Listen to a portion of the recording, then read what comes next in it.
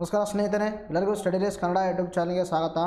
ಸ್ನೇಹಿತರೆ, ನಾವು ಇವತ್ತಿನ ಒಂದು ವಿಡಿಯೋದಲ್ಲಿ ಏಪ್ರಿಲ್ 4, 5 ಮತ್ತು 6ರ ಒಂದು ಕರೆಂಟ್ ಅಫೇರ್ಸನ್ನು ಸ್ಟಾರ್ಟ್ ಮಾಡೋಕ್ಕಿಂತ ಮುಂಚಿತವಾಗಿ ಯಾರೆಲ್ಲ ನಮ್ಮ ಚಾನಲ್ಗೆ ಸಬ್ಸ್ಕ್ರೈಬ್ ಆಗಲ್ಲ, ಚಾನಲ್ನ ಸಬ್ಸ್ಕ್ರೈಬ್ ಮಾಡಿ, ಶೇರ್ ಮಾಡಿ, ಲೈಕ್ ಮಾಡಿ ಮತ್ತು ಬೆಲ್ ಐಕನ್ನ ಕ್ಲಿಕ್ ಮಾಡಿ. ಬಿಕಾಸ್ ನಾವು ವಿಡಿಯೋ ಅಪ್ಲೋಡ್ ಮಾಡಿದಾಗ ನಿಮಗೆ ಬೇಗನೆ ನೋಟಿಫಿಕೇಷನ್ ಬರುತ್ತೆ. ಸೊ ವಿಡಿಯೋನ ಸ್ಟಾರ್ಟ್ ಮಾಡೋಕ್ಕಿಂತ ಮುಂಚಿತವಾಗಿ ನೋಡಿ, ಮಾರ್ಚ್ 2 ಪಾರ್ಟ್ ಮ್ಯಾಗ್ಝಿನ್ ರೆಡಿಯಾಗಿದೆ. ಅದರದ ಒಂದು ಡೆಮೋನ ಇಲ್ಲಿ ನಾನು ತೋರಿಸ್ತಾ ಇದ್ದೀನಿ. ಸೊ ದ್ಯಾಟ್ ಯಾರು ತೊಗೊಂಡಿಲ್ಲ ನೀವು ಇದನ್ನು ತಗೋಬೋದು. ಸೊ ದ್ಯಾಟ್ ನಾವು ಮಾಡಿರ್ತಕ್ಕಂಥ ಪ್ರತಿಯೊಂದು ನ್ಯೂಸನ್ನು ಬಹಳ ಅಚ್ಚುಕಟ್ಟಾಗಿ ಇದರಲ್ಲಿ ಕವರ್ ಮಾಡಿದ್ದೀವಿ. ಇನ್ನು ಅದಲ್ಲದೆ ಇದರ ಒಂದು ವಿಶೇಷತೆ ಏನಂದರೆ, ನಾವು ಒಂದು ತಿಂಗಳಲ್ಲಿ 2 ಬಾರಿ ಕೊಡ್ತೀವಿ. 15 ದಿವಸಕ್ಕೆ ಒಂದು ಬಾರಿ, 15 ದಿವಸಕ್ಕೆ ಒಂದು ಬಾರಿ. ನಿಮಗೆ 15 ದಿವಸದಲ್ಲಿ ಸುಮಾರು 100ರಿಂದ 150 MCQsಗಳು ಸಿಗುತ್ತೆ. ಆಮೇಲೆ GK ಟುಡೇ ಎಲ್ಲ ಕಂಟೆಂಟ್ಗಳನ್ನು ಇದರಲ್ಲಿ ಕವರ್ ಆಗಿರುತ್ತೆ. ಸೊ ದ್ಯಾಟ್ ಇಲ್ಲಿ ತೋರಿಸ್ತಾ ಇದೆ ನೋಡಿರಿ, ಇವೆಲ್ಲ MCQsಗಳು. ಸೊ ಇವೆಲ್ಲ ನೀವು ಪ್ರಾಕ್ಟೀಸ್ ಮಾಡ್ಬೋದು ನೋಡಿ. ಹಾಗಾದರೆ ಪಡ್ಕೊಳ್ಳೋದು ಯಾವ ಥರ ಅಂದರೆ ನೋಡಿ, ಇನ್ನೊಂದು ಬಾರಿ ನಾನು ಹೇಳ್ತೀನಿ. ನಿಮಗೆ ಪ್ರತಿ ಸ್ಲೈಡಲ್ಲಿ ನಂಬರ್ ಕೊಟ್ಟಿರ್ತೀವಿ. ಆ ನಂಬರ್ಗೆ ನೀವು ಕಾಂಟ್ಯಾಕ್ಟ್ ಮಾಡಿಬಿಟ್ಟು ನೀವು ನೋಟ್ಸನ್ನು ಪಡೆದುಕೊಳ್ಬೋದು. ಬಟ್ ಈ ನಂಬರಿಗೆ ಹಾಗಾದರೆ ಎಷ್ಟು ಆಗುತ್ತೆ ಅಂದರೆ ನೋಡಿರಿ, ನಿಮಗೆ ಚಾರ್ಜು 15 ದಿವಸಿಗೆ 20 ರೂಪಾಯಿ ಚಾರ್ಜ್ ಆಗುತ್ತೆ. ಸೊ ದ್ಯಾಟ್ ನೀವೇನಾದರೂ 2022ರಿಂದ ಓದೋಕ್ಕೆ ಪ್ರಾರಂಭ ಮಾಡಿದರೆ, ಅಂದರೆ ಆ ಒಂದು ಎಕ್ಸಾಮ್ಗೆ 22ರಿಂದ ಓದೋಕ್ಕೆ ಸ್ಟಾರ್ಟ್ ಮಾಡಿದರೆ ನಿಮಗೆ ಎಲ್ಲಿಂದ ಅಂದರೆ ಜಾನಿಂದ ಮಾರ್ಚ್ವರೆಗೆ 120 ರೂಪೀಸ್ ಆಗುತ್ತೆ. ಇಫ್ ಸಪೋಸ್ ನೀವೇನಾದರೂ ಡಿಸೆಂಬರಿಂದ ಸ್ಟಾರ್ಟ್ ಮಾಡಿದರೆ ಅದು ನಿಮಗೆ 160 ರೂಪೀಸ್ ಆಗುತ್ತೆ. ಇಫ್ ಸಪೋಸ್ ನಾವು ಮಾಡಿರ್ತಕ್ಕಂಥ ಎಲ್ಲ ವಿಡಿಯೋ ನಿಮಗೆ ನೋಡಿಸ್ಬೇಕಂದ್ರೆ ಜುಲೈ 2021ರಿಂದ 2022 ಮಾರ್ಚ್ವರೆಗೆ ನಿಮಗೆ 360 ರೂಪೀಸ್ ಆಗುತ್ತೆ.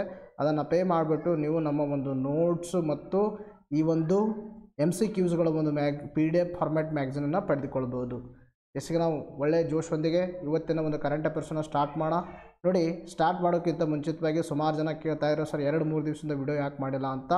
ನೋಡಿ, ಸ್ವಲ್ಪ ಬಿಜಿ ಶೆಡ್ಯೂಲ್ ಇರೋದ್ರಿಂದಾಗಿ ವಿಡಿಯೋನ ಅಪ್ಲೋಡ್ ಮಾಡೋಕ್ಕಾಗಿರಲಿಲ್ಲ. ಬಟ್ ಇನ್ನು ಮುಂದೆ ರೆಗ್ಯುಲರ್ ಆಗಿ ಅಪ್ಲೋಡ್ ಮಾಡ್ತೀವಿ, ಡೋಂಟ್ ವರಿ. ಸೊ ದ್ಯಾಟ್ ನೋಡಿ, ಮೊದಲನೇ ಪ್ರಶ್ನೆ ಅಂತ ಕೇಳಿದ್ರೆ, ಗ್ರ್ಯಾಮಿ ಪ್ರಶಸ್ತಿಯನ್ನು ಯಾವ ಕ್ಷೇತ್ರಕ್ಕೆ ನೀಡಲಾಗುತ್ತದೆ ಅಂತಕ್ಕಂಥ ಪ್ರಶ್ನೆಯನ್ನು ಕೇಳಿದ್ದಾರೆ. ಸೊ ದ್ಯಾಟ್ ಇದಕ್ಕೆ ಸರಿಯಾಗಿರ್ತಕ್ಕಂಥ ಉತ್ತರ ಯಾವುದಂದರೆ ಸಂಗೀತ. ಇದಕ್ಕೆ ಸರಿಯಾಗಿರ್ತಕ್ಕಂಥ ಉತ್ತರ ನೋಡಿರಿ, ಇದು ಬಹಳ ಇಂಪಾರ್ಟೆಂಟ್ ಆಗಿರ್ತಕ್ಕಂಥ ಪ್ರಶ್ನೆ. ನಿಮ್ಮ ಮುಂದೆ ಬರ್ತಕ್ಕಂಥ ಎಲ್ಲ ಎಕ್ಸಾಮಲ್ಲಿ ಇದ್ರ ಮೇಲೆ ಏನು ಕೇಳ್ಬೋದು, ಪ್ರಶ್ನೆಗಳನ್ನು ಕೇಳುವ ಒಂದು ಸಂಭವನೀಯತೆ ಜಾಸ್ತಿ ಇದೆ. ಮೊದಲು ಗೊತ್ತಿರಬೇಕು, ಗ್ರ್ಯಾಮಿ ಅಂತಕ್ಕಂಥದ್ದು ಒಂದು ಪ್ರಶಸ್ತಿ. ಇದು ಪ್ರಶಸ್ತಿ ಹೆಸರು. ಹಾಗಾದರೆ ಈ ಒಂದು ಪ್ರಶಸ್ತಿಯನ್ನು ಯಾವ ಕ್ಷೇತ್ರಕ್ಕೆ ನೀಡ್ತಾರೆ? ಸಂಗೀತ ಕ್ಷೇತ್ರಕ್ಕೆ ನೀಡ್ತಾರೆ ಅಂತಕ್ಕಂಥ ಗೊತ್ತಿರಬೇಕು. ಹಾಗಾದರೆ ನಾನು ಯಾಕೆ ಇದ್ರ ಮೇಲೆ ಪ್ರಶ್ನೆಯನ್ನು ಕೇಳಿದ್ದೇನೆ ಅಂದರೆ, ನೋಡಿ, ನ್ಯೂಸ್ ಪೇಪರಲ್ಲಿ ರಿಕಿ ಫಾಲ್ಗುಣಿಗೆ ಒಲಿದ ಗ್ರಾಮಿ ಅಂತಕ್ಕಂಥದ್ದು ನಿಮ್ಮ ನ್ಯೂಸ್ ಪೇಪರಲ್ಲಿ ಕಾಣಿಸ್ಕೊಂಡಿದ್ದಾಗಿ ನಾನು ಇದರ ಮೇಲೆ ಪ್ರಶ್ನೆಯನ್ನು ಕೇಳಿದ್ದೀನಿ. ಸೊ ದ್ಯಾಟ್ ಇದರ ಕುರಿತು ನಾವು ಸವಿಸ್ತಾರವಾಗಿ ಡಿಸ್ಕಷನ್ ಮಾಡ್ತಾ ಹೋಗೋಣ. ರಿಕಿ ಕೇಜ್ ಸಂಯೋಜನೆಯ divine tides album, very important ಯಾವ ನೋಡಿರಿ, ಡಿವೈನ್ ಟೈಡ್ಸ್ ಆಲ್ಬಮ್ ಮತ್ತು ಮುಂಬೈ ಮೂಲದ ಗಾಯಕಿ ಫಲ್ಗುಣಿ ಶಾ ಅವರಿಗೆ ಸಂಯೋಜನೆಯ ಎ ಕಲರ್ಫುಲ್ ವರ್ಲ್ಡ್ ಮಕ್ಕಳ ಸಂಗೀತ ಆಲ್ಬಮ್ಗೂ ಗ್ರಾಮಿ ಪ್ರಶಸ್ತಿ ಲಭಿಸಿದೆ. Very important. ಇಬ್ಬರು ಗ್ರಾಮಿ ಪ್ರಶಸ್ತಿಗೆ ಭಾಜನರಾಗಿದ್ದಾರೆ. ಯಾರಂದರೆ ರಿಕಿ ಕೇಜ್ ಅಂತಕ್ಕಂಥವ್ರು. ಇನ್ನು ತದನಂತರದಲ್ಲಿ ಫಲ್ಗುಣಿ ಅಂತಕ್ಕಂಥವ್ರು, ಇವ್ರಿಗೂ ಆಯ್ಕೆಯಾಗಿದ್ದಾರೆ. ಸೊ ದ್ಯಾಟ್ ಇವರ ಒಂದು ಆಲ್ಬಮ್ ಹೆಸರು ಡಿವೈನ್ ಟೈಡ್ಸ್ ಆಲ್ಬಮ್. ಇನ್ನು ಇವ್ರದ್ದು ಕಲರ್ಫುಲ್ ವರ್ಲ್ಡ್ ಮಕ್ಕಳ ಒಂದು ಆಲ್ಬಮ್ ಆಯ್ಕೆಯಾಗಿದೆ ಅಂತಕ್ಕಂಥದ್ದು ತಮ್ಮ ತಲೆಯಲ್ಲಿ ಇರಬೇಕು. ಬಿಕಾಸ್ ನಿಮ್ಮ ಮುಂದೆ ಬರ್ತಕ್ಕಂಥ ಎಕ್ಸಾಮಲ್ಲಿ ಇದ್ರ ಮೇಲೆ ಪ್ರಶ್ನೆಗಳನ್ನು ಕೇಳಬಹುದು. ಎಷ್ಟಿಗೆ ನೆಕ್ಸ್ಟ್ ಇದ್ರ ಬಗ್ಗೆ ನೋಡ್ತಾ ಹೋಗೋಣ. ನೋಡಿ, 2015ರಲ್ಲಿ ರಿಕಿ ಸಂಯೋಜನೆಯ ವಿಂಡ್ಸ್ ಆಫ್ ಸಂಸ್ಕಾರಕ್ಕೆ ಇದೇ ಪ್ರಶಸ್ತಿಯನ್ನು ಒಲಿದಿತ್ತು. Very important. ರಿಕಿ ಕೇಜ್ ಅಂತಕ್ಕಂಥವ್ರು ಪಡೆದುಕೊಂಡಿದ್ರಲ್ಲ, ದಟ್ ರಿಕಿ ಕೇಜ್ ಅವರಿಗೆ 2015ರಲ್ಲೂ ಕೂಡ ಇವರು ಏನಾಗಿದ್ದರು, ಈ ಒಂದು ಪ್ರಶಸ್ತಿಯನ್ನು ಸಿಕ್ಕಿತ್ತವರಿಗೆ. ಹಾಗೆ ಆಲ್ಬಮ್ ಯಾವುದಿತ್ತು ಅಂದರೆ ವಿಂಡ್ಸ್ ಆಫ್ ದಿ ಸಂಸ್ಕಾರ ಅಂತದಕ್ಕೆ ಅವರು 2015ರಲ್ಲಿ ಪಡೆದುಕೊಂಡಿದ್ದರು. ಬಟ್ ಇವಾಗಲೂ ಕೂಡ ಈ ಒಂದು ಪ್ರಶಸ್ತಿಯನ್ನು ಪಡೆದುಕೊಂಡಿದ್ದಾರೆ ಈ ಬಾರಿ. ಇನ್ನು ಖ್ಯಾತ ರಾಕ್ ಸಂಗೀತಗಾರ ಸ್ಟುವರ್ಟ್ ಕೋಪ್ಲ್ಯಾಂಡ್ ಅವರೊಂದಿಗೆ ರಿಕಿ ಕೇಜ್ ರೂಪಿಸಿರುವ ಸಂಗೀತ ಆಲ್ಬಮ ದ್ಯಾಟ್ ಈಸ್ ಡಿವೈನ್ ಟೈಡ್ಸ್ನಲ್ಲಿ 9 ಹಾಡುಗಳಿವೆ. ಟೋಟಲ್ 9 ಹಾಡುಗಳಿರ್ತಕ್ಕಂಥ ಈ ಒಂದು album that is divine tides. ಆ ಒಂದು ಡಿವೈನ್ ಟೈಡ್ಸ್ ಆಲ್ಬಮು ಗ್ರಾಮಿ ಪ್ರಶಸ್ತಿಯನ್ನು ಗೆದ್ದುಕೊಂಡಿದೆ ಅಂತಕ್ಕಂಥದ್ದು ಗೊತ್ತಿರಬೇಕು.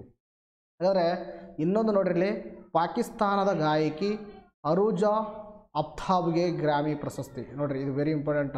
ಪಾಕಿಸ್ತಾನದ ಗಾಯಕಿ ಆಗಿರ್ತಕ್ಕಂಥ ಅರೂಜಾ ಅಫ್ತಾಬ್ ಅವರಿಗೂ ಅಫ್ತಾಬಾ ಅವರಿಗೂ ಕೂಡ ಈ ಪ್ರಶಸ್ತಿಯನ್ನು ದೊರೆತಿದೆ. ಇನ್ನು ಇಲ್ಲಿ ಒಂದು ವಿಶೇಷತೆ ಇದೆ, ಆದ್ದರಿಂದ ನಾನು ಹಾಕಿದ್ದೀನಿ.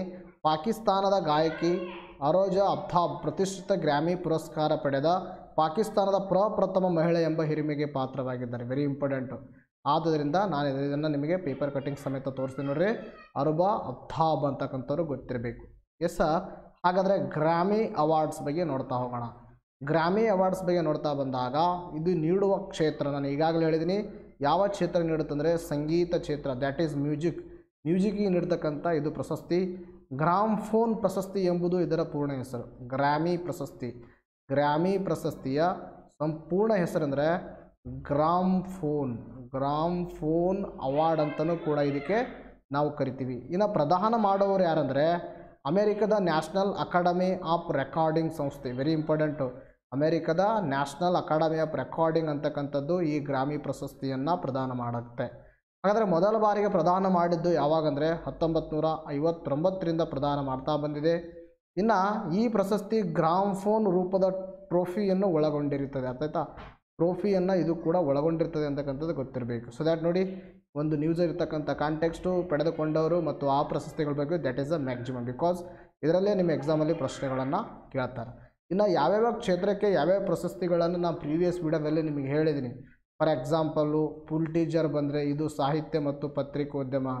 ಇನ್ನು ಫ್ರಿಡ್ಜ್ಕರ್ ಅಂತಕ್ಕಂಥದ್ದು ಬಂದರೆ ಅದು ವಾಸ್ತುಶಿಲ್ಪ. ಇನ್ನು ಸ್ಟೆರ್ಲಿಂಗ್ ಅಂತಕ್ಕಂಥದ್ದು ಬಂದರೆ ಅದನ್ನು ಕೂಡ ವಾಸ್ತುಶಿಲ್ಪ. ಇನ್ನು ಯಾವುದಪ್ಪ ಆ ಥರ ಸರಸ್ವತಿ ಸಮ್ಮಾನ ಇದು ಬಂದರೆ ಯಾವುದಾದ್ರಿ ಸಾಹಿತ್ಯಕ್ಕೆ ನೀಡಲಾಗುತ್ತೆ. ಇನ್ನು ದಾದಾ ಸಾಹೇಬ್ ಪಾಲ್ಕೆ ಪ್ರಶಸ್ತಿ ಬಂದರೆ ಇದು ಸಿನಿಮಾ ಕ್ಷೇತ್ರಕ್ಕೆ. ಇನ್ನು ಆಸ್ಕರ್ ಅಂತಕ್ಕಂಥದ್ದು ಇದನ್ನು ಕೂಡ ಸಿನಿಮಾ ಕ್ಷೇತ್ರಕ್ಕೆ. ಇನ್ನು ಯಾವುದಂದ್ರೆ ಶಾಂತಿ ಸ್ವರೂಪ ಭಟ್ನಾಕರ್ ಇದು ವಿಜ್ಞಾನ ಕ್ಷೇತ್ರಕ್ಕೆ. ಇನ್ನು ತದನಂತರದಲ್ಲಿ ಬಿ ಸಿ ರಾಯ್ ಪ್ರಶಸ್ತಿ ಬಂದರೆ ಇದು ಯಾವುದಕ್ಕೆ ಹೇಳಿ, ಇದು ಅಂದರೆ ವೈದ್ಯಕೀಯ ಕ್ಷೇತ್ರಕ್ಕೆ ನೀಡಲಾಗುತ್ತೆ.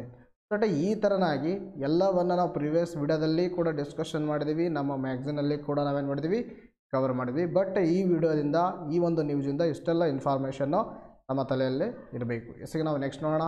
ನೋಡಿರಿ, ನೆಕ್ಸ್ಟ್ ಪ್ರಶ್ನೆ ಎಂದು ಕೇಳಿದ್ರೆ ಏಕಲವ್ಯ ಪ್ರಶಸ್ತಿಯನ್ನು ಯಾವ ಕ್ಷೇತ್ರಕ್ಕೆ ನೀಡಲಾಗುತ್ತದೆ ಅಂತಕ್ಕಂಥ ಪ್ರಶ್ನೆಯನ್ನು ಕೇಳಿದ್ದಾರೆ. So it is also an very important question. ಇದಕ್ಕೆ ಸರಿಯಾಗಿರ್ತಕ್ಕಂಥ ಉತ್ತರ ಯಾವುದಂದರೆ ಕ್ರೀಡೆ ಇಸ್ ದ ರೈಟ್ ಆನ್ಸರ್. ಕ್ರೀಡಾ ಕ್ಷೇತ್ರಕ್ಕೆ ನೀಡುವ ಒಂದು ಪ್ರಶಸ್ತಿ ಯಾವುದಪ್ಪ ಪಾತ್ರ, ಏಕಲವ್ಯ ಪ್ರಶಸ್ತಿ. ಹಾಗಾದರೆ ಈ ಏಕಲವ್ಯ ಪ್ರಶಸ್ತಿಯನ್ನು ಯಾರು ನೀಡ್ತಾರಂದರೆ ಕರ್ನಾಟಕ ಸರ್ಕಾರ ಕ್ರೀಡೆಯ ಒಂದು ಸಾಧನೆಯನ್ನು ಗುರುತಿಸಿ ನೀಡುವ ಪ್ರಶಸ್ತಿ ಯಾವುದಂದರೆ ಏಕಲವ್ಯ ಪ್ರಶಸ್ತಿ.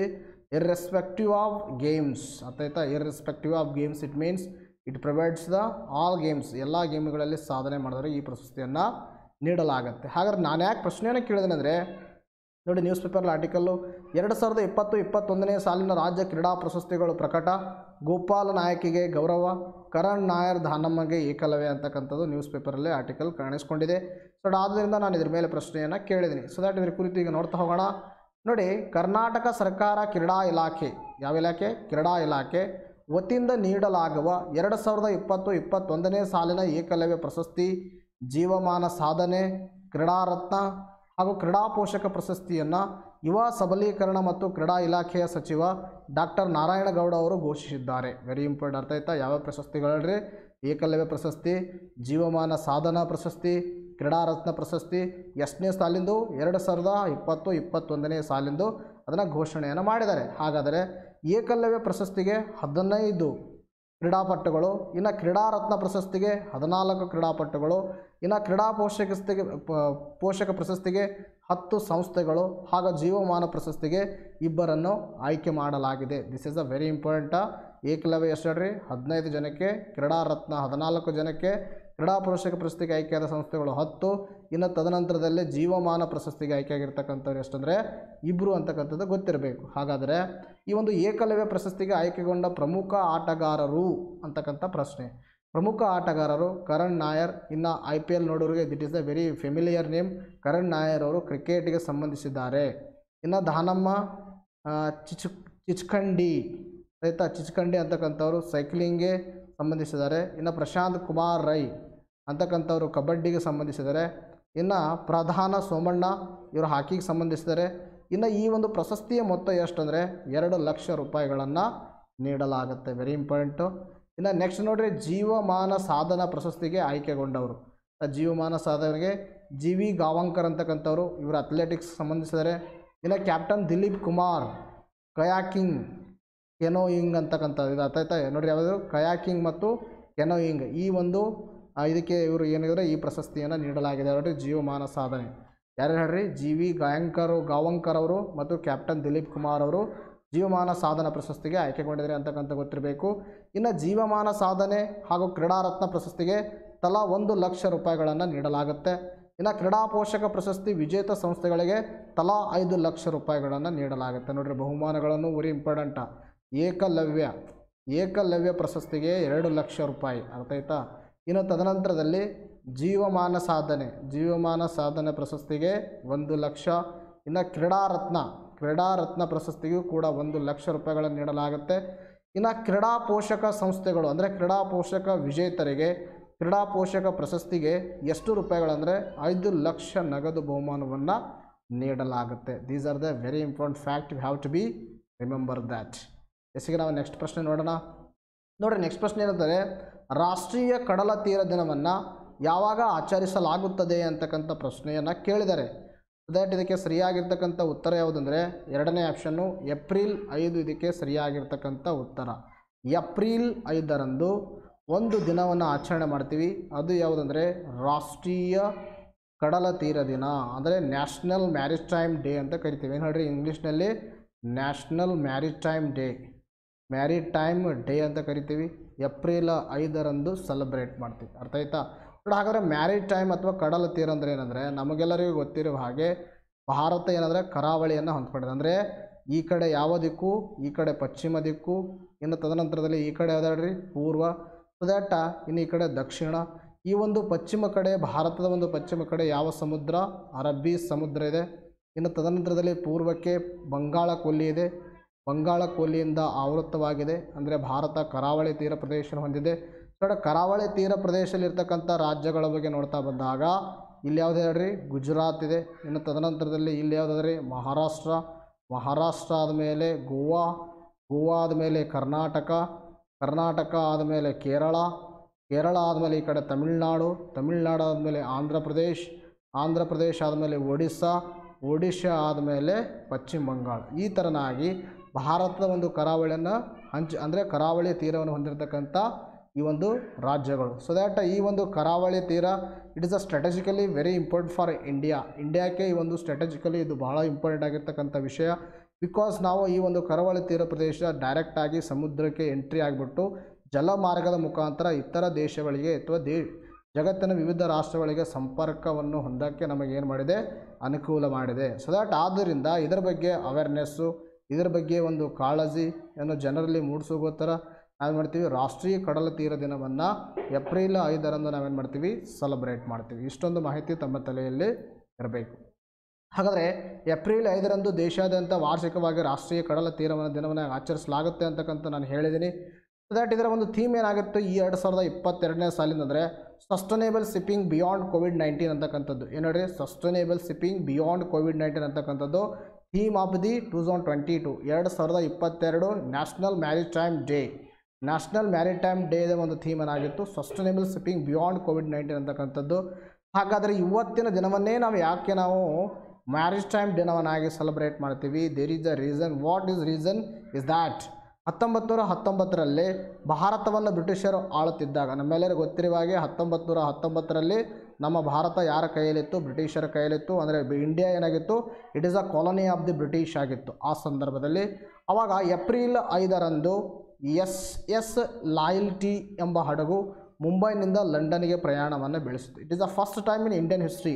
ಆಬ್ವಿಯಸ್ಲಿ ಅರ್ಥ ಆಯ್ತಾ, ಮುಂಬೈನಿಂದ ಲಂಡನ್ಗೆ ಏನಾಯಿತು, ಪ್ರಯಾಣವನ್ನು ಬೆಳೆಸಿತ್ತು. ಯಾವ ಹಡಗು ಅಂದರೆ SS ಲಾಯಲ್ಟಿ ಅಂತಕ್ಕಂಥದ್ದು. It is the historical background. ಅದಲ್ಲದೆ ಇನ್ನೊಂದು ಏನಂದರೆ ಇಂಡಿಯಾ ಸ್ಟೀಮ್ ನ್ಯಾವಿಗೇಷನ್ ಕಂಪನಿ, ಒಂದು company that is completely owned by Indians. India system navigation company ಅಂತಕ್ಕಂಥದ್ದು ಸಂಪೂರ್ಣವಾಗಿ ಇಂಡಿಯಾದವರು ಓನ್ ಆಗಿರ್ತಕ್ಕಂಥ ಕಂಪನಿ. ಈ ಕಂಪನಿ ಏನು ಮಾಡುತ್ತೆ, ಅವತ್ತಿನ ದಿವಸ ದ್ಯಾಟ್ ಈಸ್ ಫ್ರಮ್ ಏಪ್ರಿಲ್ 5 ಅಂತ ಏನು ಮಾಡುತ್ತೆ, ಈ ಹಡಗ ಯಾವ ಹಡಗು ಲಾಯಲ್ಟಿ ಹಡಗನ್ನು ಖರೀದಿ ಮಾಡುತ್ತೆ. ಸೊ ದ್ಯಾಟ್ ಆದ್ದರಿಂದಾಗಿ ಇದು ಒಂದು ಫ್ಯಾಕ್ಟು.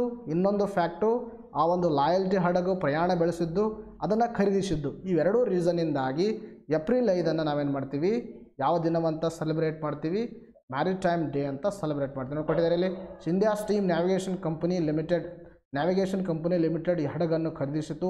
ಈ ಕಂಪನಿ ಸಂಪೂರ್ಣವಾಗಿ ಭಾರತೀಯ ಒಡೆತನದಲ್ಲಿದ್ದ ಅತಿ ದೊಡ್ಡ ಪ್ರಮಾಣದ ಹಡಗು ಕಂಪನಿ ಆಗಿತ್ತು. ಸೊ ದ್ಯಾಟ್ ಆದ್ದರಿಂದಾಗಿ ಏನು ಮಾಡ್ತೀವಿ, ಏಪ್ರಿಲ್ 5 ರಾಷ್ಟ್ರೀಯ ಕಡಲ ತೀರ ದಿನ ಅಥವಾ ಮ್ಯಾರಿಟೈಮ್ ಡೇ ಅಂತ ಸೆಲೆಬ್ರೇಟ್ ಮಾಡ್ತೀವಿ. ಹಾಗಾದರೆ ಭಾರತ ಒಟ್ಟು ಕರಾವಳಿ ಉದ್ದ ಎಷ್ಟು ಹೊಂದಿದೆ ಅಂದರೆ 6100 ಕಿಲೋಮೀಟರ್. ಇನ್ನು ದ್ವೀಪಗಳನ್ನು ಒಳಗೊಂಡಂತೆ ಭಾರತ ಕರಾವಳಿ ಉದ್ದ ನಮಗೆ ಗೊತ್ತಿರುವ ಹಾಗೆ ಇದು ಭಾರತ ನಾನು ಈಗಾಗಲೇ ಹೇಳಿದೆ. ಈ ಕಡೆ ಏನಿದೆ, ಅರಬ್ಬಿ ಸಮುದ್ರ ಇದೆ. ಇನ್ನು ಈ ಕಡೆ ಯಾವುದಿದೆ ರೀ, ಬಂಗಾಳ ಕೊಲ್ಲಿ ಇದೆ. ಇನ್ನು ಈ ಬಂಗಾಳ ಕೊಲ್ಲಿಯಲ್ಲಿ ಯಾವ ಒಂದು ದ್ವೀಪಗಳಿದಾವೆ ಹೇಳ್ರಿ, ಬಂಗಾಳ ಕೊಲ್ಲಿಯಲ್ಲಿ ಅಂಡಮಾನ್ ಮತ್ತು ನಿಕೋಬಾರ್ ಸಮೂಹದ ಒಂದು ದ್ವೀಪಗಳಿದ್ದಾವೆ. ಇನ್ನು ಅರಬ್ಬಿ ಸಮುದ್ರದಲ್ಲಿ ಯಾವಿದಾವೆ ರೀ, ಲಕ್ಷದ್ವೀಪಗಳು. ಅಂದರೆ ನಾವು ಏನಾದರೂ ಈ ಕರಾವಳಿಯನ್ನು ಜಸ್ಟ್ ನಾವು ದ್ವೀಪಗಳನ್ನು ಸೇರಿಸಿ ಕೌಂಟ್ ಮಾಡಿದಾಗ ನಮ್ಮ ಕರಾವಳಿ ಉದ್ದ ಎಷ್ಟಾಗುತ್ತಂದರೆ 7516.6 ಕಿಲೋಮೀಟರ್ ಅಷ್ಟು ಕರಾವಳಿ ಹೊಂದಿದ್ದೆ. ಇನ್ನು ಈ ಒಂದು ದ್ವೀಪಗಳನ್ನು ಹೊರತುಪಡಿಸಿ, just we are considering the land boundary, ಇಲ್ಲಿಂದ ಈ ಥರ ನಾವು ಕನ್ಸಿಡರ್ ಮಾಡಿದೆವು ಅಂದರೆ ಅದು ಎಷ್ಟಾಗುತ್ತೆ ಅಂದರೆ 6100 ಕಿಲೋಮೀಟರ್ ಆಗುತ್ತೆ.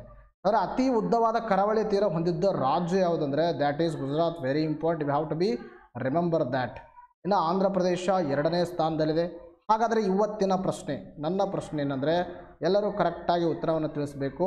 ಅತ್ಯಂತ ಕಡಿಮೆ ಕರಾವಳಿ ತೀರವನ್ನು ಹೊಂದಿರತಕ್ಕಂಥ ರಾಜ್ಯ ಯಾವುದು, ಅತ್ಯಂತ ಕಡಿಮೆ. ಸೊ ದಟ್ ಇದನ್ನು ನೀವು ಕಮೆಂಟ್ ಸೆಕ್ಷನಲ್ಲಿ ಎಲ್ಲರೂ ಉತ್ತರವನ್ನು ತಿಳಿಸ್ಬೇಕು. ನೋಡಿ ಗೆಳೆಯರೆ, ನಿಮಗೆ ವಿಡಿಯೋ ಇಷ್ಟ ಆಗ್ತಿದ್ರೆ ಲೈಕ್ ಮಾಡೋದನ್ನು ಮರಿಬೇಡಿ. ಸುಮಾರು ಜನ ಲೈಕೇ ಮಾಡೋದಿಲ್ಲವಲ್ರಿ. ನೀವು ಲೈಕ್ ಮಾಡೋದ್ರಿಂದ ನಮಗೆ ಮೋಟಿವೇಶನ್ ಸಿಗುತ್ತೆ. ನಾನು ಅದನ್ನು ಹೇಳ್ತಾ ಇದ್ದೀನಿ, ನೀವು ನಮಗೆ ಸಪೋರ್ಟ್ ಮಾಡಬೇಕು. So that is through the likes, share ಈ ಥರ ಮಾಡಿ ಸ್ವಲ್ಪ, because we are also expecting something from you. ಅರ್ಧಾಯ್ತಾ? ಎಷ್ಟಿಗೆ ನಾವು ನೆಕ್ಸ್ಟ್ ನೋಡೋಣ. ನೋಡಿರಿ, ನೆಕ್ಸ್ಟ್ ಕರ್ನಾಟಕ ಕರಾವಳಿ ಉದ್ದ ಎಷ್ಟಂದರೆ 320 kilometre. This is also very important fact. ಹಾಗಾದರೆ ಕರಾವಳಿ ಜಿಲ್ಲೆಗಳು ಯಾವುದಂದರೆ ಉತ್ತರ ಕನ್ನಡ, ಉಡುಪಿ, ದಕ್ಷಿಣ ಕನ್ನಡ 3 ಜಿಲ್ಲೆಗಳು ಕರಾವಳಿಯನ್ನು ಹೊಂದಿದ್ದಾವೆ. ಈಗಾಗಲೇ ನಿಮಗೆ ನಾನು ಸುಮಾರು ವಿಡಿಯೋದಲ್ಲಿ ಕೊಡಿನಿ, ಬಟ್ ಎನಿಹಾವ್ ಉತ್ತರ ಕನ್ನಡ, ಉಡುಪಿ ಮತ್ತು ದಕ್ಷಿಣ ಕನ್ನಡ. ಇನ್ನು ಭಾರತ ಕರಾವಳಿ ಹೊಂದಿರುವ ಕೇಂದ್ರಾಡಳಿತ ಪ್ರದೇಶಗಳು ಯಾವುದಂದರೆ ದಿಯು, ದಮನ್, ದಾದ್ರಾ, ನಗರ್ ಹವೇಲಿ ಎಲ್ಲ ಕೂಡಿ ಒಂದು. ಇನ್ನು ತದನಂತರದಲ್ಲಿ ಪಾಂಡಿಚೇರಿ, ಅಂಡಮಾನ್ ನಿಕೋಬಾರ್ ಮತ್ತು ಲಕ್ಷದ್ವೀಪ ಇವೇನಾಗಿದ್ದಾವೆ ಒಂದು ಕೇಂದ್ರಾಡಳಿತ ಪ್ರದೇಶಗಳು. ಏನು ಹೊಂದಿದ್ದಾವೆ ಹೇಳ್ರಿ, ಇವೆಲ್ಲವೂ ಕರಾವಳಿ ಪ್ರದೇಶವನ್ನು ಹೊಂದಿದ್ದಾವೆ. ಮತ್ತು ರಾಜ್ಯಗಳನ್ನು ನಾನು ಈಗಾಗಲೇ ಹೇಳಿದ್ದೀನಿ, 1 ಗುಜರಾತು, 2 ಮಹಾರಾಷ್ಟ್ರ, 3 ಗೋವಾ, 4 ಕರ್ನಾಟಕ, 5 ಕೇರಳ, 6 ತಮಿಳುನಾಡು, 7 ಆಂಧ್ರ ಪ್ರದೇಶ, 8 ಒಡಿಸ್ಸಾ, 9 ಪಶ್ಚಿಮ ಬಂಗಾಳ. 9 ರಾಜ್ಯಗಳು ಸುಮಾರು ಕರಾವಳಿ ತೀರ ಪ್ರದೇಶ ಹೊಂದಿದ್ದಾವೆ. ಇನ್ನು ಇವೆಲ್ಲವೂ ಏನಪ್ಪ ಅಂತಂದ್ರೆ ಕರಾವಳಿ ತೀರ ಪ್ರದೇಶ ಹೊಂದಿರತಕ್ಕಂಥ ಕೇಂದ್ರಾಡಳಿತ ಪ್ರದೇಶಗಳು. ಸೊ ನೋಡಿರಿ, how we are covered the news, but we are linking the news with the static. ನೋಡಿ, ನಿಮ್ಮ ಒಂದು GKನೂ ಕವರ್ ಆಗಬೇಕು, ಜೊತೆಯಲ್ಲಿ ನ್ಯೂಸು ಕೂಡ ಕವರ್ ಆಗಬೇಕು ಅನ್ನೋದೇ ನಮ್ಮ ಉದ್ದೇಶ. ನೋಡಿ, ಯಾರೆಲ್ಲ ನೀವೆಲ್ಲ ಹೊಸಬರಿದ್ದೀರಿ, ಕಳೆದ 9 ತಿಂಗಳಿಂದಾಗಿ ನಾವು ಇದೇ ಥರನಾಗಿ ನ್ಯೂಸ್ ಅನಾಲಿಸಿಸನ್ನು ಮಾಡ್ತಾಯಿದ್ದೀವಿ. ನೀವು ಯಾವುದೋ ಒಂದು PSI ಎಕ್ಸಾಮಿಗೂ ಕೂಡ ನೀವೇನಾದರೂ ಪ್ರಿಪೇರ್ ಆಗ್ತಾಯಿದ್ದಾರೆ, ಅಥವಾ ಮುಂದೆ ಬರ್ತಕ್ಕಂಥ ಯಾವುದೋ exam, either it may be KPTCL or may be GPSTR, ಈಗ ಟೀಚರ್ಸ್ ಕಾಲೇಜಲ್ಲ ಅದು ಆಗಿರ್ಬೋದು. ಇನ್ನು ತದನಂತರದಲ್ಲಿ ನೀವು PDO ಆಗಿರ್ಬೋದು. ಸೊ ದಟ್ ಎಲ್ಲವಕ್ಕೂ ನಿಮಗೆ ಕರೆಂಟ್ ಅಫೇರ್ಸು ಹೆಲ್ಪ್ ಆಗುತ್ತೆ. ಸೊ ದಟ್ ಯಾರು ನೀವು ತೊಗೊಂಡಿಲ್ಲ, ಈ ನಂಬರ್ಗೆ ಕಾಂಟ್ಯಾಕ್ಟ್ ಮಾಡಿಬಿಟ್ಟು ನಮ್ಮ ನೋಟ್ಸನ್ನು ನೀವು ಪಡೆದುಕೊಳ್ಬೇಕು. All are in PDF format. ನಿಮಗೆ 15 ದಿವಸ ಒಂದು ಬಾರಿ ಕೊಡ್ತಾ ಹೋಗ್ತೀವಿ, ಯಾಕಂದರೆ ನಿಮಗೆ ಓದೋಕ್ಕೆ ಅನುಕೂಲ ಆಗಲಿ ಅನ್ನೋ ಉದ್ದೇಶದಿಂದಾಗಿ. 1 ತಿಂಗಳು ಒಮ್ಮೆ ಕೊಟ್ಟುಬಿಟ್ಟೆ ಅಂದರೆ ನೀವು ಓದೋಕ್ಕೆ ಹೆಜಿಟೇಷನ್ ಆಗುತ್ತೆ. ನಾನು ಹೇಳೋದಿಷ್ಟೇ, ನೀವು ನೋಡುವುದು ಮತ್ತು ನೀವು ಓದುವುದು ಒಂದೇ ಆಗಿರಬೇಕು. ಅದನ್ನೇ ಹೇಳ್ತಾ ಇದ್ದೀನಿ. ನೀವು ಓದುವುದೊಂದು ನೋಡುವುದೊಂದು ಬೇರೆ ಆಗಿದ್ರೆ ಸ್ವಲ್ಪ ನಿಮಗೆ ಅದು ಇಂಪ್ಯಾಕ್ಟ್ ಆಗುತ್ತೆ. ಸೊ ಅದ್ರ ಬೆಸ್ಟ್ ಇಂಪ್ಯಾಕ್ಟ್ ಆಗಬೇಕಂದ್ರೆ ಓದುವುದು ನೋಡುವುದು ಒಂದೇ ಆಗಿರಲಿ. ಎಷ್ಟಿಗೆ ನಾವು ನೆಕ್ಸ್ಟ್ ನೋಡೋಣ. ನೋಡಿರಿ, ನೆಕ್ಸ್ಟ್ ಏನಂದರೆ ವರ್ಲ್ಡ್ ಮೆಟ್ರಲಾಜಿಕಲ್ ಆರ್ಗನೈಜೇಷನ್. ಅರ್ಥಾಯ್ತಾ? ವರ್ಲ್ಡ್ ಮೆಟ್ರಲಾಜಿಕಲ್ ಆರ್ಗನೈಜೇಷನ್ 1948ರಲ್ಲಿ ಸ್ಥಾಪನೆ ಆಗುತ್ತೆ. ಇದರ ಕೇಂದ್ರ ಕಚೇರಿ ಎಲ್ಲದಲ್ರಿ, ಲಂಡನ್ದಲ್ಲಿ. ಇದು ವಿಶ್ವಸಂಸ್ಥೆ ವಿಶೇಷ ಅಂಗಸಂಸ್ಥೆ ಆಗುತ್ತೆ. It is a specialised agency of the United Nation. Very important, you have to remember that is. ನೋಡಿರಿ, ಇದು ಒಂದೇ ಎಕ್ಸೆಪ್ಷನ್ ಇದ್ದಂಗೆ ಇದೆ. ನೋಡಿರಿ, ಲಂಡನ್ದಲ್ಲಿ ಇದರ ಒಂದು ಕೇಂದ್ರ ಕಚೇರಿ ಯಾವುದಾದ್ರಿ, ವರ್ಲ್ಡ್ ಮೆಟ್ರಲಾಜಿಕಲ್ ಆರ್ಗನೈಜೇಷನ್. ಅರ್ಥ ಆಯ್ತಾ? ಇಸಿಗೆ ನೆಕ್ಸ್ಟ್ ಪ್ರಶ್ನೆ ನೋಡೋಣ. ನೋಡಿ, ನೆಕ್ಸ್ಟ್ ಏನು ಕೇಳಿದ್ರೆ, ಖೇಲೋ ಇಂಡಿಯಾ ಯೂನಿವರ್ಸಿಟಿ ಗೇಮ್ಸ್ 2021 ಯಾವ ರಾಜ್ಯದಲ್ಲಿ ನಡೆಯಲಿವೆ ಅಂತಕ್ಕಂಥ ಪ್ರಶ್ನೆಯನ್ನು ಕೇಳಿದ್ದಾರೆ. ಸೊ ದ್ಯಾಟ್ ಇದಕ್ಕೆ ಸರಿಯಾಗಿರ್ತಕ್ಕಂಥ ಉತ್ತರ ಯಾವುದಂದರೆ ಅದಪ್ಪ ಅಂತಂದರೆ ಇದಕ್ಕೆ Karnataka is the right answer. ಯಾವುದ್ರಿ ಕರ್ನಾಟಕ ಇದಕ್ಕೆ ಸರಿಯಾಗಿರ್ತಕ್ಕಂಥ ಉತ್ತರವಾಗಿದೆ. ಸೊ ದಟ್ ಇದ್ರ ಬಗ್ಗೆ ನೋಡ್ತಾ ಹೋಗೋಣ. ನೋಡಿರಿ, ಇತ್ತೀಚೆಗೆ Khelo India university games 2021 logo mascot ಜರ್ಸಿಯನ್ನು ಬೆಂಗಳೂರಿನ ಕಂಠೀರವ ಸ್ಟೇಡಿಯಂದಲ್ಲಿ ಅನಾವರಣಗೊಳಿಸಲಾಗಿದೆ. ಖೇಲೋ ಇಂಡಿಯಾ ಯೂನಿವರ್ಸಿಟಿ ಗೇಮ್ಸ್ 2021 ಬಗ್ಗೆ ಮಾತಾ ಬಂದಾಗ ಇದು ಏಪ್ರಿಲ್ 24ರಿಂದ ಮೇ 3ರವರೆಗೆ ಕರ್ನಾಟಕದಲ್ಲಿ ನಡೆಯಲಿದೆ. This is a very important, you have to be remember that. ಇನ್ನು ಬೆಂಗಳೂರಿನ ಜೈನ್ ವಿಶ್ವವಿದ್ಯಾಲಯ ಸಹಯೋಗದಲ್ಲಿ ಕೇಂದ್ರ ರಾಜ್ಯ ಸರ್ಕಾರಗಳ ಯುವ ಸಬಲೀಕರಣ ಇಲಾಖೆ ಕಾರ್ಯಕ್ರಮವನ್ನು ಆಯೋಜಿಸುತ್ತಿದ್ದೇವೆ. ಯಾವ ಹೇಳ್ರಿ? ಬೆಂಗಳೂರಿನ ಜೈನ್ ವಿಶ್ವವಿದ್ಯಾಲಯದ ಸಹಯೋಗದಲ್ಲಿ ಕೇಂದ್ರ ರಾಜ್ಯ ಸರ್ಕಾರಗಳ ಯುವ ಸಬಲೀಕರಣ ಇಲಾಖೆ ಏನು ಮಾಡ್ತಾ ಇದೆಯನ್ನು ಆಯೋಜನೆ ಮಾಡ್ತಾ ಇದೆ. ಇದು 2ನೇ ಆವೃತ್ತಿದಾಗಿದೆ, ವೆರಿ ಇಂಪಾರ್ಟೆಂಟ್. ಇನ್ನು ಮೊದಲ ಆವೃತ್ತಿ ಎಲ್ಲಿ ನಡೆದಿತ್ತಂದರೆ ಒಡಿಶಾದ ಭುವನೇಶ್ವರಿಯಲ್ಲಿ 2020ರಲ್ಲೇ ನಡೆದಿತ್ತು. ಅರ್ಥ it is started in 2020. First edition will happened in the ಎಲ್ಲಿ ಆಗಿತ್ತು ರೀ? ಫಸ್ಟ್ ಎಡಿಷನ್ನು ಒಡಿಶಾದ ಭುವನೇಶ್ವರದಲ್ಲಿ ನಡೆದರೆ 2ನೇ ಎಡಿಷನ್ ಎಲ್ಲಿ ನಡೀತಾ ಇದೆ? ಕರ್ನಾಟಕದಲ್ಲಿ ನಡೀತಾ ಇದೆ. ಇನ್ನು 17 ಸ್ಪರ್ಧೆಗಳಿದ್ದರಲ್ಲಿ 2021ರ ಖೇಲೋ ಇಂಡಿಯಾ ಯೂನಿವರ್ಸಿಟಿ ಗೇಮ್ಸ್ ಗೀತೆಯನ್ನು ನಿಖಿಲ್ ಜೋಶಿ ಮತ್ತು ಚಂದನ್ ಶೆಟ್ಟಿಯವರು ಹಾಡಿದ್ದಾರೆ ಅಂತಕ್ಕಂಥದ್ದು ನೆನ್ಪಿಡಬೇಕು. ಇದನ್ನು ಕೇಳುವ ಸಂಭವನೀಯತೆ ಕಡಿಮೆ, but any you have to remember that. ಈಗ ನಾವು ನೆಕ್ಸ್ಟ್ ನೋಡೋಣ. ಕ್ರೀಡಾಕೂಟದ ಅಧಿಕೃತ ಮಸ್ಕಟ್ ಯಾವುದಂದರೆ ವೀರ, ಅರ್ಥ ಆಯ್ತಾ? ಆನೆ, ಜಯ ಹುಲಿ, ವಿಜಯ ಜಿಂಕೆ. ನೋಡ್ರಿ, ಇವೆಲ್ಲ ಏನಂದರೆ ಈ ಒಂದು ಕ್ರೀಡಾಕೂಟದ ಅಧಿಕೃತ ಮಸ್ಕಟ್ಗಳಾಗಿದ್ದಾವೆ. ಇನ್ನು ಮಲ್ಲಖಂಬ, ಯೋಗಾಸನ ಸೇರಿ 18 ಕ್ರೀಡೆಗಳನ್ನು ಪ್ರದರ್ಶಿಸಲಾಗುವುದು. ಇದರ ಒಂದು ಲಾಂಛನ ಏನಾಗಿದೆ ಅಂದರೆ ಆನೆ, ವಿಧಾನಸೌಧ. ಅರ್ಥ ಆಯ್ತಾ? ಆನೆ ಮತ್ತು ವಿಧಾನಸೌಧ ಇದರ ಒಂದು ಲಾಂಛನವಾಗಿದೆ ಅಂತಕ್ಕಂಥದ್ದು ಗೊತ್ತಿರಬೇಕು. ಈಗ ನಾವು ನೆಕ್ಸ್ಟ್ ಪ್ರಶ್ನೆ ನೋಡೋಣ. ನೋಡ್ರಿ, ನೆಕ್ಸ್ಟ್ ಪ್ರಶ್ನೆ ಅಂತ ಕೇಳಿದರೆ ಪೊಲೀಸ್ ಧ್ವಜ ದಿನವನ್ನು ಯಾವಾಗ ಆಚರಿಸಲಾಗುತ್ತದೆ? This is a very important question for your PC and PSI. ಆಯ್ತಾ? ಅವರಿಗೆ ಇದು ಇಂಪಾರ್ಟೆಂಟ್ ಆಗಿರ್ತಕ್ಕಂಥ, ಬಟ್ ಎಲ್ಲರಿಗೂ ಗೊತ್ತಿದೆ. ಇದಕ್ಕೆ ಸರಿಯಾಗಿರ್ತಕ್ಕಂಥ ಉತ್ತರ ಯಾವುದಂದರೆ ಮೊದಲನೇ ಆಪ್ಷನ್ನು ಏಪ್ರಿಲ್ 2 ಇದಕ್ಕೆ ಸರಿಯಾಗಿರ್ತಕ್ಕಂಥ ಉತ್ತರ. ಸೊ ನಾನು ಯಾಕೆ ಪ್ರಶ್ನೆ ಕೇಳಿದೆ ಅಂದರೆ ನ್ಯೂಸ್ ಪೇಪರಲ್ಲಿ ನೋಡಿರಿ, ಪೊಲೀಸ್ ಕಲ್ಯಾಣ ನಿಧಿಗೆ 5 ಕೋಟಿ ರು ಮಂಜೂರು ಅಂತಕ್ಕಂಥ ನ್ಯೂಸ್ ಪೇಪರಲ್ಲಿ ಆರ್ಟಿಕಲ್ ಕಾಣಿಸ್ಕೊಂಡಿತ್ತು. ಆದ್ದರಿಂದ ನಾನು ಇದ್ರ ಮೇಲೆ ಪ್ರಶ್ನೆಯನ್ನು ಕೇಳಿದ್ದೀನಿ. ಸೊ ನೋಡಿರಿ, ಪ್ರತಿ ವರ್ಷ ಏಪ್ರಿಲ್ 2ರಂದು ಪೊಲೀಸ್ ಧ್ವಜ ದಿನವನ್ನು ಆಚರಿಸಲಾಗುತ್ತದೆ. We know that. ಇನ್ನು 1965 ಏಪ್ರಿಲ್ 2ರಂದು ಕರ್ನಾಟಕ ಪೊಲೀಸ್ ಕಾಯ್ದೆ ಜಾರಿಗೆ ತರಲಾಯಿತು. ಪೊಲೀಸ್ ರಾಜ್ಯ ಪಟ್ಟಿಯಲ್ಲಿ ಬರುತ್ತದೆ. ನೋಡಿರಿ, ವೆರಿ ಇಂಪಾರ್ಟೆಂಟ್. ಅಂದರೆ ಯಾಕೆ ನಾವು ಏಪ್ರಿಲ್ 2ನ್ನೇ, what is the reason behind to celebrate on the April 2? April 2ದಂದು ಯಾಕೆ ಸೆಲೆಬ್ರೇಟ್ ಮಾಡ್ತೀವಿ ಅಂದರೆ, ಯಾಕಂದರೆ 1965ರಲ್ಲಿ ಕರ್ನಾಟಕದಲ್ಲಿ ಪೊಲೀಸ್ ಕಾಯ್ದೆ ಜಾರಿಗೆ ಬಂದದ. ಆ ಒಂದು ರೆಸ್ಪೆಕ್ಟಿವ್, ಆ ಒಂದು ಹಿಸ್ಟಾರಿಕಲ್ ಹಿನ್ನೆಲೆಯಲ್ಲಿ ಇದನ್ನು ಆಚರಣೆ ಮಾಡ್ತೀವಿ. ಇನ್ನು ಪೊಲೀಸ್ ಅಂತಕ್ಕಂಥದ್ದು ಯಾವ್ದು ಹೇಳ್ರಿ? ರಾಜ್ಯ ಪಟ್ಟಿಯಲ್ಲಿ ಬರ್ತಕ್ಕಂಥ ವಿಷಯ. This is also very important. ಡೈರೆಕ್ಟಾಗಿ ನಿಮ್ಮ ಎಕ್ಸಾಮಲ್ಲಿ ಪ್ರಶ್ನೆಯನ್ನು ಕೇಳಿದರೆ ಗೊತ್ತಿರಬೇಕು. ಇನ್ನು ಪೊಲೀಸ್ ಹುತಾತ್ಮರ ದಿನ ಯಾವಾಗ ಆಚರಣೆ ಮಾಡ್ತೀವಿ ಅಂದರೆ October 11. It is very important. ಇನ್ನು ಕಾರಣ ಏನಂದರೆ 1959 ಅಕ್ಟೋಬರ್ 21ರಂದು CRPFನ ಸಿಬ್ಬಂದಿಯವರು ಚೀನಾ ಸೈನಿಕರ ವಿರುದ್ಧ ಹೋರಾಡಿ ವೀರಮರಣ ಹೊಂದಿದ್ದಾರೆ. ಸೊ ದ್ಯಾಟ್ ಈ ಒಂದು ಹಿಸ್ಟಾರಿಕಲ್ ರೆಸ್ಪೆಕ್ಟಿವಿಂದಾಗಿ ನಾವು ಮಾಡ್ತೀವಿ ಪೊಲೀಸ್ ಹುತಾತ್ಮರ ದಿನವನ್ನು ಅಕ್ಟೋಬರ್ 11ರಂದು ಆಚರಣೆ ಮಾಡಿದರೆ, ಪ್ರತಿ ವರ್ಷ ಪೊಲೀಸ್ ಧ್ವಜ ದಿನವನ್ನು ಏಪ್ರಿಲ್ 2ರಂದು ಆಚರಣೆ ಮಾಡ್ತೀವಿ. ಅರ್ಥ? ಈಗ ನಾವು ನೆಕ್ಸ್ಟ್ ನೋಡೋಣ. ನೋಡಿರಿ, ಕರ್ನಾಟಕ ಪೊಲೀಸ್ ಅಕಾಡೆಮಿ ಎಲ್ಲದ್ರಿ? Mysuru, very important. ಇನ್ನು ಪೊಲೀಸ್ ತರಬೇತಿ ಕಾಲೇಜ್ ಎಲ್ಲದ್ರಿ? Kalaburagi, very important. National police academy, very important, that is in Hyderabad. ತದನಂತರದಲ್ಲಿ ರಾಷ್ಟ್ರೀಯ ಪೊಲೀಸ್ ಸಂಸ್ಥೆ ಎಲ್ಲದ್ರಿ? Navadehali. It is also very important. ಇನ್ನು ಕರ್ನಾಟಕ ಮೊದಲ ಪೊಲೀಸ್ ತರಬೇತಿ ಶಾಲೆಯಲ್ಲಿ ಅಂದರೆ Channapatna. So that it is a very important. ಇವೆಲ್ಲ ಗೊತ್ತಿರಬೇಕು ನಿಮಗೆ. ಎಕ್ಸಾಮಲ್ಲಿ ಡೈರೆಕ್ಟ್ ಆಗಿರ್ತಕ್ಕಂಥ ಪ್ರಶ್ನೆಗಳನ್ನು ಕೇಳಿದ್ದಾರೆ. ಇನ್ನು ಅದಲ್ಲದೆ ನೋಡಿರಿ, ರಾಷ್ಟ್ರೀಯ ಪೊಲೀಸ್ ವಿಶ್ವವಿದ್ಯಾಲಯ ಎಲ್ಲದ್ರಿ? ನೋಯ್ಡಾದಾಗ. ಇನ್ನು ಭಾರತದ ಮೊದಲ ಪೊಲೀಸ್ ಮ್ಯೂಸಿಯಂ ಇರುವುದು ಎಲ್ಲಿ ಅಂದರೆ ನವದೆಹಲಿ. ತದನಂತರದಲ್ಲಿ Indian military academy, that is in Dehradun. ಇದನ್ನು ಕೂಡ ಕೇಳಿದರೆ ವೆರಿ ಇಂಪಾರ್ಟೆಂಟ್. ಅರ್ಥ ಆಯ್ತಾ? ಇನ್ನು ಮಿಲಿಟ್ರಿ ಸಿಬ್ಬಂದಿಗಳ ತರಬೇತಿ ಕಾಲೇಜ್ ಎಲ್ಲದಂದ್ರೆ ವೆಲ್ಲಿಂಗ್ಟನ್ನಲ್ಲಿದೆ. ನೋಡಿರಿ, ಇವೆಲ್ಲ ಫ್ಯಾಕ್ಟ್ಸ್ಗಳು ಗೊತ್ತಿರಬೇಕು. ಇನ್ನು ಅದಲ್ಲದೆ ಕರ್ನಾಟಕದಲ್ಲಿರುವ ಪೊಲೀಸ್ ವಲಯಗಳು ಎಷ್ಟು ಅಂದರೆ ಒಟ್ಟು 7 ಪೊಲೀಸ್ ವಲಯಗಳಿದ್ದಾವೆ. ಅರ್ಥ ಆಯ್ತಾ? ಉತ್ತರ ವಲಯ ಬೆಳಗಾವದಲ್ಲಿ, ದಕ್ಷಿಣ ವಲಯ ಮೈಸೂರಿನಲ್ಲಿ, ಪೂರ್ವ ವಲಯ ದಾವಣಗೆರೆ, ಪಶ್ಚಿಮ ವಲಯ ಮಂಗಳೂರಿನಲ್ಲಿ, ವೆರಿ ಇಂಪಾರ್ಟೆಂಟ್. ಇನ್ನು ಈಶಾನ್ಯ ವಲಯ ಕಲಬುರಗಿಯಲ್ಲಿದ್ದರೆ ಕೇಂದ್ರೀಯ ವಲಯ ಬೆಂಗಳೂರಲ್ಲಿದೆ. ಇನ್ನು ಬಳ್ಳಾರಿ ವಲಯ ಇದೊಂದು ಹೊಸದು ನೋಡಿದ್ರೆ ಎಷ್ಟಿದೆ? ಟೋಟಲು 7 ವಲಯಗಳು. ಅರ್ಥ ಆಯ್ತಾ? ಉತ್ತರ ವಲಯ ಬೆಳಗಾವಿ, ದಕ್ಷಿಣ ವಲಯ ಮೈಸೂರು, ಪೂರ್ವ ವಲಯ ದಾವಣಗೆರೆ, ಪಶ್ಚಿಮ ವಲಯ ಮಂಗಳೂರು, ಈಶಾನ್ಯ ವಲಯ ಕಲಬುರಗಿ, ಕೇಂದ್ರೀಯ ವಲಯ ಬೆಂಗಳೂರು, ಬಳ್ಳಾರಿ ವಲಯ ಬಳ್ಳಾರಿಯಲ್ಲೇ ಇದೆ. ನೋಡಿರಿ, ಇವೆಷ್ಟೆಲ್ಲ ಫ್ಯಾಕ್ಟ್ಸ್ಗಳು ಗೊತ್ತಿರಬೇಕು. ಜಸ್ಟ್ ಏನು ಬಂದಿತ್ತು? ಪೊಲೀಸ್ ಧ್ವಜ ದಿನ ಬಂದಿತ್ತು.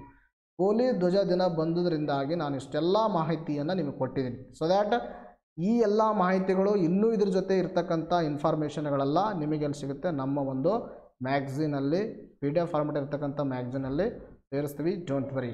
ಎಸ್ಸಿಗೆ ನಾವು ನೆಕ್ಸ್ಟ್ ನೋಡೋಣ. ನೋಡಿ ನೆಕ್ಸ್ಟ್ ಪ್ರಶ್ನೆ ಅಂತ ಕೇಳಿದ್ರೆ ICC ಮಹಿಳಾ ಏಕದಿನ ವಿಶ್ವಕಪ್ ಗೆದ್ದ ತಂಡ ಯಾವುದು? This is very important question.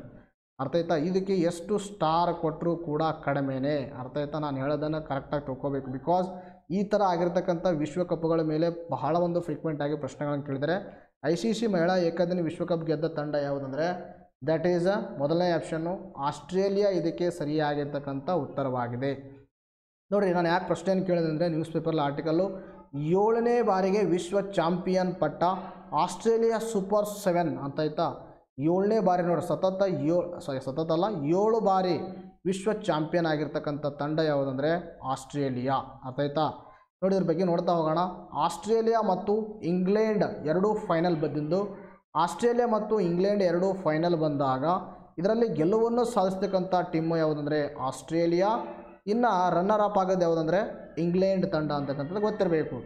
ಇನ್ನು ಆಸ್ಟ್ರೇಲಿಯಾ ಮಹಿಳಾ ತಂಡ ಆಡಿದ 9 ಏಕದಿನ ವಿಶ್ವಕಪ್ ಫೈನಲ್ಗಳಲ್ಲಿ 7ರಲ್ಲಿ ವಿಶ್ವ ಚಾಂಪಿಯನ್ ಆಗಿದ್ದಾರೆ. ನೋಡಿರಿ ಎಂಥ ಸಾಹಸ ಸಾಧನೆಯನ್ನು ಮಾಡಿದ್ದಾರೆ. 7 ಬಾರಿ ವಿಶ್ವ ಚಾಂಪಿಯನ್ ಇವರು ಆಗಿದ್ದಾರೆ. ಒಟ್ಟಾರೆಯಾಗಿ 9 ಬಾರಿ ಫೈನಲನ್ನು ಬಂದಿದ್ದಾರೆ. ಇನ್ನು 5 ಬಾರಿ ICC T20 ವಿಶ್ವಕಪ್ ಟ್ರೋಫಿಯನ್ನು ಗೆದ್ದಿದ್ದಾರೆ. ನೋಡಿರಿ ಆ ಮಹಿಳಾ ತಂಡ, ಆಸ್ಟ್ರೇಲಿಯಾದ ಮಹಿಳಾ ತಂಡ T20 ಅರ್ಥ ಆಯ್ತಾ, ICC T20ಯನ್ನು 5 ಬಾರಿ ಗೆದ್ದಿದ್ದಾರೆ. ಇನ್ನು ODI ಅರ್ಥ ಆಯ್ತಾ, ODIಯನ್ನು ಎಷ್ಟು ಬಾರಿ ಗೆದ್ದಾರೆ ರೀ? 7 ಬಾರಿ ಗೆದ್ದಿದ್ದಾರೆ. ಇನ್ನು ಏಕದಿನ ವಿಶ್ವಕಪ್ ಫೈನಲ್ ಪುರುಷರು ಮತ್ತು ಮಹಿಳೆಯರಲ್ಲಿ ಅತಿ ಹೆಚ್ಚು ರನ್ ಗಳಿಸಿದವರು ಯಾರಂದರೆ ಅಲಿಸಾ ಹಿಲ್ಲಿ ಅಂತಕ್ಕಂಥವ್ರು. ಅರ್ಥ ಆಯ್ತಾ? ಏಕದಿನ ವಿಶ್ವಕಪ್ ಫೈನಲ್ ಅಲ್ಲಿ ಪುರುಷ ಮತ್ತು ಮಹಿಳಾ ಎರಡರನ್ನ ಕಂಪೇರ್ ಮಾಡಿದಕ್ರ ಅತಿ ಹೆಚ್ಚು ರನ್ ಗಳಿಸಿದ್ರು ಯಾರಂದರೆ ಅಲಿಸಾ ಹಿಲ್ ಅಂತಕ್ಕಂಥವ್ರು ಗೊತ್ತಿರಬೇಕು. 170 ರನ್ ನೋಡಿದೆ ದಾಖಲೆಯಾಗಿದೆ. ಇನ್ನು ಅದೇ ಥರನಾಗಿ ನೆಕ್ಸ್ಟ್ ಪ್ರಶ್ನೆ ನೋಡೋಣ. ಇತ್ತೀಚೆಗೆ ಸುದ್ದಿಯಲ್ಲಿದ್ದ ಜಯನಗರ ಯಾವ ರಾಜ್ಯದಲ್ಲಿ ಕಂಡುಬರುತ್ತದೆ ಅಂತಕ್ಕಂಥ ಪ್ರಶ್ನೆಯನ್ನು ಕೇಳಿದರೆ ಇದಕ್ಕೆ ಸರಿಯಾಗಿರ್ತಕ್ಕಂಥ ಉತ್ತರ ಯಾವುದಂದರೆ ಮೊದಲನೇ option Bihar is the right answer. ಯಾವುದಂದರೆ ಜಯನಗರ ಎಲ್ಲಿ ಕಂಡುಬರುತ್ತೆ ಅಂದರೆ ಅದು ಬಿಹಾರದಲ್ಲಿ ಕಂಡುಬರುತ್ತೆ. ಸರ್ ಯಾಕೆ ಜಯನಗರದ ಬಗ್ಗೆ ನೀವು ಪ್ರಶ್ನೆಯನ್ನು ಕೇಳಿದ್ರೆ ಅಂದರೆ ನೋಡಿ ಇಲ್ಲಿ ನ್ಯೂಸ್ ಪೇಪರಲ್ಲಿ ನೇಪಾಳ ಭಾರತ ನಡುವೆ ರೈಲು ಸೇವೆಗೆ ಚಾಲನೆ ಅಂತಕ್ಕಂಥದ್ದು ನ್ಯೂಸ್ ಪೇಪರಲ್ಲಿ ಆರ್ಟಿಕಲ್ ಕಾಣಿಸ್ಕೊಂಡಿದೆ. ಆದ್ದರಿಂದ ಇದ್ರ ಮೇಲೆ ನಾನು ಪ್ರಶ್ನೆಯನ್ನು ಕೇಳಿದ್ದೀನಿ. ಇದ್ರ ಬಗ್ಗೆ ನೋಡ್ತಾ ಹೋಗೋಣ. ನೋಡಿರಿ, ನೇಪಾಳ ಮತ್ತು ಭಾರತ ನಡುವಿನ ಸಂಪರ್ಕ ವ್ಯವಸ್ಥೆಯನ್ನು ಬಲಪಡಿಸುವುದರ ಭಾಗವಾಗಿ ಪ್ರಥಮ ಬ್ರಾಡ್ಗೇಜ್ ಪ್ಯಾಸೆಂಜರ್ ರೈಲು ಸೇವೆಗೆ ಭಾರತ ಪ್ರಧಾನಿ ನರೇಂದ್ರ ಮೋದಿಯವರು ನೇಪಾಳದ ಪ್ರಧಾನಿ ಶೇರ್ ಬಹದ್ದೂರ್ ದೇವ್ ಚಾಲನೆ ನೀಡಿದ್ದಾರೆ. ಅರ್ಥ ಆಯ್ತಾ? ಶೇರ್ ಬಹದ್ದೂರ್ ಅಂತಕ್ಕಂಥವರು ನೇಪಾಳದ ಪ್ರಧಾನಿ, ಇನ್ನು ಭಾರತ ಪ್ರಧಾನಿ ನರೇಂದ್ರ ಮೋದಿಯವರು ಇವರಿಬ್ಬರು ಕೂಡಿಬಿಟ್ಟು ಒಂದು ಟ್ರೈನನ್ನು ಏನು ಮಾಡಿದರೆ ಚಾಲನೆಯನ್ನು ನೀಡಿದರೆ ಅದು ಯಾವುದಂದರೆ ಬ್ರಾಡ್ಗೇಜ್ ಟ್ರೈನ್ ಆಗಿದೆ, ಪ್ಯಾಸೆಂಜರ್ ರೈಲ್ ಆಗಿದೆ. ಯಾವ ದೇಶಗಳ ಮಧ್ಯದಲ್ಲಿ? ಇಂಡಿಯಾ ಆ್ಯಂಡ್ ನೇಪಾಳ ಅಂತಕ್ಕಂಥ 2 ದೇಶ ಗೊತ್ತಿದೆ. ಸೊ ದ್ಯಾಟ್ ಇದ್ರ ಬಗ್ಗೆ ನೋಡ್ತಾ ಹೋಗೋಣ. ನೋಡಿ, ಇದು ಸಂಪರ್ಕ ಎಲ್ಲಿಂದ ಕಲ್ಪಿಸ್ತಂದರೆ ಬಿಹಾರದ ಜಯನಗರ ಮತ್ತು ನೇಪಾಳದ ಕುರ್ತಾ. Very important. ನೇಪಾಳದ ಕುರ್ತಾ ಮತ್ತು ಬಿಹಾರದ ಜಯನಗರದ ಮಧ್ಯದಲ್ಲಿ ಸಂಪರ್ಕವನ್ನು ಕಲ್ಪಿಸುತ್ತೆ. ಅರ್ಥ ಆಯ್ತಾ? ಇದು ಜಯನಗರ, ಬಿಜಲ್ಪುರ್, ಬರ್ದಿಸ್ಬಾಸ್ ನಡುವಣ ರೈಲು ಸೇವೆ ಭಾಗವಾಗಿದೆ. ಅರ್ಥ ಇದರ ಒಂದು ಭಾಗವಾಗಿದೆ. ಇದೊಂದು ಇದರ ಅಂತರ 35 ಕಿಲೋಮೀಟರ್ ಇದೆ. ಭಾರತ ಸರ್ಕಾರ ರೈಲು ಸಂಪರ್ಕ ಯೋಜನೆಗೆ 548 ಕೋಟಿ ರು ಅನುದಾನವನ್ನು ನೀಡಿದೆ ಅಂತಕ್ಕಂಥದ್ದು ಗೊತ್ತಿರಬೇಕು. ಎಸ್ಸಿಗೆ ನಾವು ನೆಕ್ಸ್ಟ್ ಪ್ರಶ್ನೆ ನೋಡೋಣ. ನೋಡ್ರಿ, ನೆಕ್ಸ್ಟ್ ಪ್ರಶ್ನೆ ಅಂತ ಕೇಳಿದ್ರೆ ಮಹಿಳಾ ಸ್ವಯಂ ನಿರ್ಮಿತ ಬಿಲಿಯನಿಯರ್ಗಳ ಹುರುನು ಪಟ್ಟಿಯಲ್ಲಿ ಅಗ್ರಸ್ಥಾನ ಪಡೆದವರು ಯಾರು ಅಂತ ಪ್ರಶ್ನೆ ಕೇಳಿದರೆ ಇದಕ್ಕೆ ಸರಿಯಾಗಿರ್ತಕ್ಕಂಥ ಉತ್ತರ ಯಾವುದಂದರೆ ಹೂ ಯಾಜುನಾ ಅಂತಕ್ಕಂಥ ಇದಕ್ಕೆ ಸರಿಯಾಗಿರ್ತಕ್ಕಂಥ ಉತ್ತರ. ಇದ್ರ ಬಗ್ಗೆ ನೋಡ್ತಾ ಬಂದಕ್ರ 3 ಭಾರತೀಯ ಮಹಿಳೆಯರು ಬಯೋಕಾನಿನ ಕಿರಣ್ ಮಜುಮ್ದಾರ್ ಶಾ, ನೈಕಾಂದ ಫಲ್ಗುಣಿ ನಾಯರ್, ಇನ್ನು ಜೋಹೋದ ರಾಧಾ ವೆಂಬು ಅವರು ಇತ್ತೀಚಿನ ಹುರೂನ್ ಶ್ರೀಮಂತ ಸ್ವಯಂ ನಿರ್ಮಿತ ಮಹಿಳೆಯರ ಪಟ್ಟಿ 2022ರಲ್ಲಿ ಸ್ಥಾನವನ್ನು ಪಡೆದಿದ್ದಾರೆ. ಅರ್ಥಾತ್ ಭಾರತೀಯದ 3 ಮಹಿಳೆಯರು ಕಿರಣ್ ಮಜುಮ್ದಾರ್ ಶಾ ಅಂತಕ್ಕಂಥವ್ರು, ಇನ್ನು ಫಲ್ಗುಣಿ ನಾಯರ್ ಅಂತಕ್ಕಂಥವ್ರು, ಇನ್ನು ರಾಧಾ ವೆಂಬು ಅಂತಕ್ಕಂಥವ್ರು, ಇವರು 3 ಜನ ಹುರೂನ್ ಏನು ಮಾಡುತ್ತೆ, ಇದು ಅತಿ ಶ್ರೀಮಂತ ಮಹಿಳೆಯರ ಪಟ್ಟಿಯನ್ನು ಬಿಡುಗಡೆ ಮಾಡುತ್ತೆ.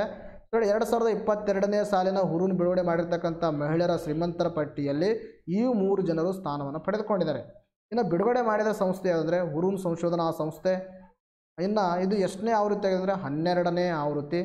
ಬೀಜಿಂಗ್ ಮೂಲದ ಹೂ ಯಾಜುನ್, ವೆರಿ ಇಂಪಾರ್ಟೆಂಟ್, ಬೀಜಿಂಗ್ ಮೂಲದ ಹೂ ಯಾಜುನ್ ಈ ಪಟ್ಟಿಯಲ್ಲಿ ಅಗ್ರಸ್ಥಾನವನ್ನು ಪಡೆದಿದ್ದಾರೆ. ನೋಡಿ, ಇಷ್ಟು ಮಾಹಿತಿಗಳು ತಮ್ಮ ತಲೆಯಲ್ಲಿರಬೇಕು. ಇನ್ನು ನೆಕ್ಸ್ಟ್ ನೋಡ್ರಿ, ಬಿಲಿಯನಿಯರ್ ಕಿರಣ್ ಮಜುಮ್ದಾರ್ ಶಾ ಅವರು ಭಾರತದ ಅತ್ಯಂತ ಶ್ರೀಮಂತ ಸ್ವಯಂ ನಿರ್ಮಿತ ಮಹಿಳೆಯಾಗಿದ್ದಾರೆ. This fact is very important. ಇದು ಬಹಳ ಇಂಪಾರ್ಟೆಂಟ್ ಆಗಿರ್ತಕ್ಕಂಥ fact. According to the Hurun rich list, ಅರ್ಥ ಆಯ್ತಾ, ಹುರೂನ್ ರಿಚ್ ಲಿಸ್ಟ್ ಮಹಿಳೆಯರನ್ನು ತೆಗೆದುಕೊಂಡಾಗ ಆ ಒಂದು ವರದಿಯ ಪ್ರಕಾರ ಭಾರತದಲ್ಲಿ ಅತ್ಯಂತ ಶ್ರೀಮಂತ ಮಹಿಳೆ ಯಾರಂದರೆ ಕಿರಣ್ ಮಜುಮ್ದಾರ್ ಶಾ, ಗೊತ್ತಿರಬೇಕು, ಅರ್ಥ ಆಯ್ತಾ. ಈ ವರದಿ ಪ್ರಕಾರ ಪ್ರಸ್ತುತ ಜಗತ್ತಿನಲ್ಲಿ 124 ಸ್ವಯಂ ನಿರ್ಮಿತ ಮಹಿಳಾ ಬಿಲಿಯನಿಯರ್ಗಳಿದ್ದಾರೆ ಅಂತಕ್ಕಂಥ ವರದಿಯನ್ನು ತಿಳಿಸಿದೆ. That is not required, but you have to remember this point. ನಾವು ನೆಕ್ಸ್ಟ್ ನೋಡೋಣ.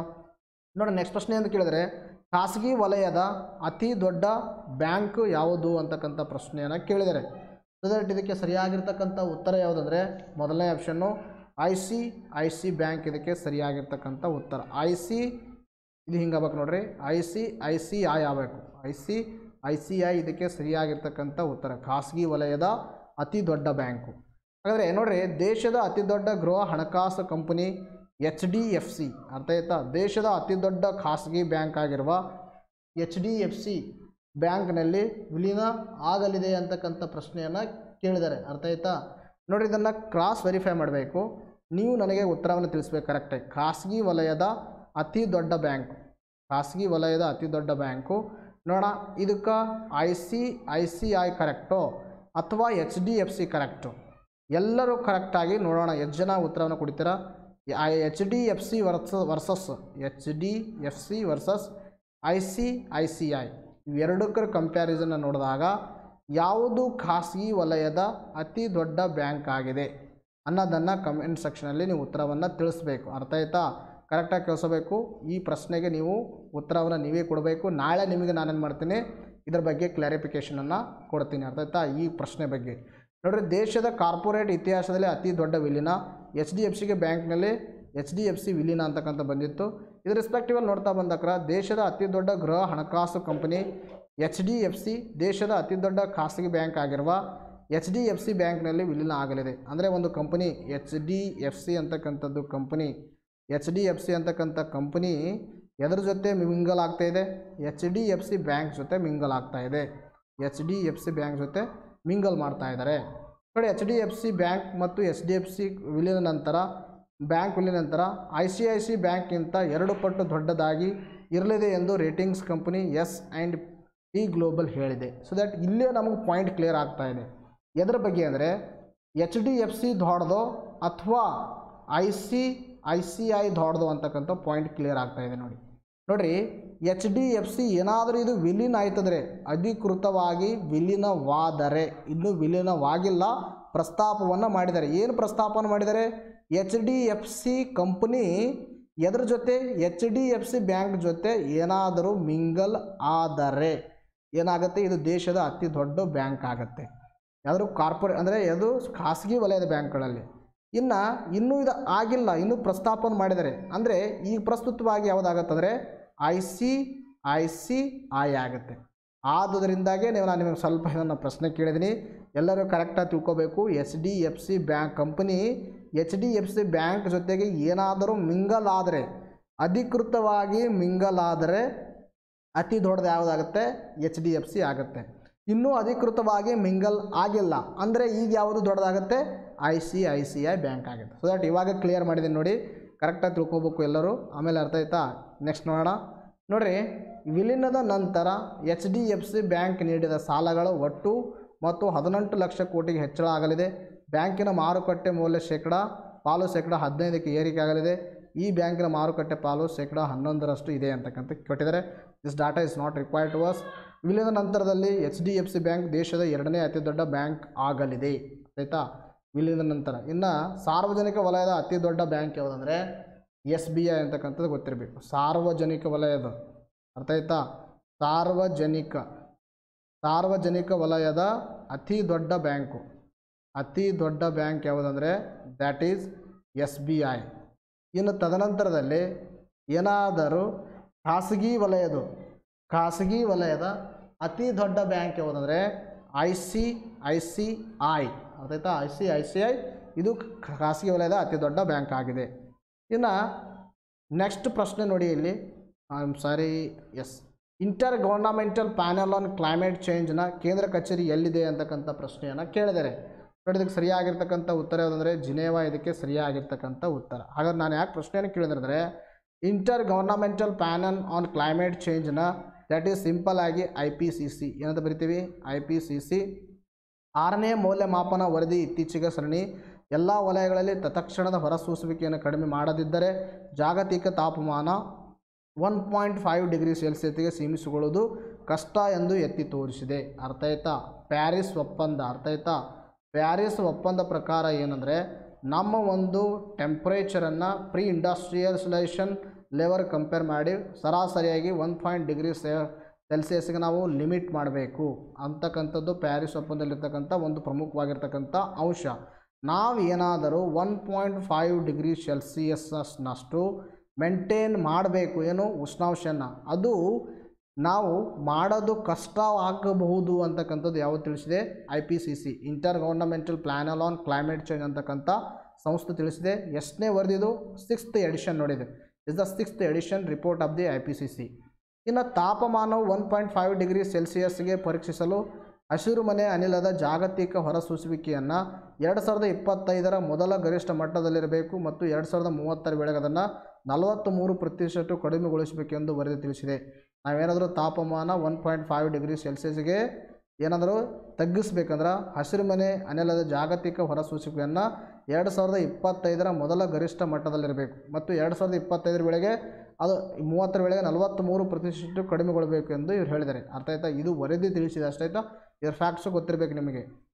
ಇನ್ನು 2050ರ ವೇಳೆಗೆ ಎಲ್ಲ ಕಲ್ಲಿದ್ದಲು ಆಧಾರಿತ ವಿದ್ಯುತ್ ಸ್ಥಾವರವನ್ನು ಸ್ಥಗಿತಗೊಳ್ಳಬೇಕಾಗಿದೆ ಅಥವಾ ಜಾಗತಿಕ ತಾಪಮಾನದ ಏರಿಕೆ ಮಿತಿಯನ್ನು 1.5 ಡಿಗ್ರಿ ಸೆಲ್ಸಿಯಸ್ಗೆ ಕಾಯ್ದುಕೊಳ್ಳುವುದು ಕಷ್ಟ ಎಂದು ವರದಿ ಎತ್ತಿ ತೋರಿಸಿದೆ. ನೋಡಿರಿ, ಇದನ್ನು ಕೂಡ ಹೇಳಿದೆ. ಇನ್ನು ಕಲ್ಲಿದ್ದಲಿನ ಜಾಗತಿಕ ಬಳಕೆ 2050ರ ವೇಳೆಗೆ ಕನಿಷ್ಠ 95% ಕಡಿಮೆ ಆಗಬೇಕು. ಅಂದಿದ್ದಾಗ ಮಾತ್ರ ನಾವು 1.5 ಡಿಗ್ರಿ ಸೆಲ್ಸಿಯಸ್ ಪ್ರೀ ಇಂಡಸ್ಟ್ರಿಯಲ್ ಲೆವೆಲ್ಸ್ಲೆಟ್ಟು ಯಾವ ಒಂದು ಪ್ಯಾರಿಸ್ ಒಪ್ಪಂದದ ಮುಖಾಂತರ ಟೆಂಪ್ರೇಚರನ್ನು ನಾವು ಮೇಂಟೈನ್ ಮಾಡ್ಬೋದು ಅಂತಕ್ಕಂಥದ್ದು IPCC ವರದಿಯನ್ನು ತಿಳಿಸಿದೆ. ಹಾಗಾದರೆ what actually IPCC inter governmental panel on climate change, it is the expansion of the IPCC. IPCC establish ಇನ್ 1988. ಇದು 1988ರಲ್ಲಿ ಸ್ಥಾಪನೆಯಾಯಿತು. ಇದರ ಕೇಂದ್ರ ಕಚೇರಿ ಸ್ವಿಟ್ಜರ್ಲ್ಯಾಂಡಿನ ಜಿನೇವಾದಲ್ಲಿದೆ. ಇನ್ನು ಸ್ಥಾಪಕ ಸಂಸ್ಥೆಗಳು ಯಾವುದಂದರೆ world meteorological organisation, just I am discussion now that. ತದನಂತರದಲ್ಲಿ united nation environment programme plus world meteorological organisation ಎರಡೂ ಸೇರಿಬಿಟ್ಟು ಸ್ಥಾಪನೆ ಮಾಡಿರ್ತಕ್ಕಂಥ ಸಂಸ್ಥೆ ಯಾವುದಂದರೆ inter governmental panel on climate change ಅಂತಕ್ಕಂಥದ್ದು.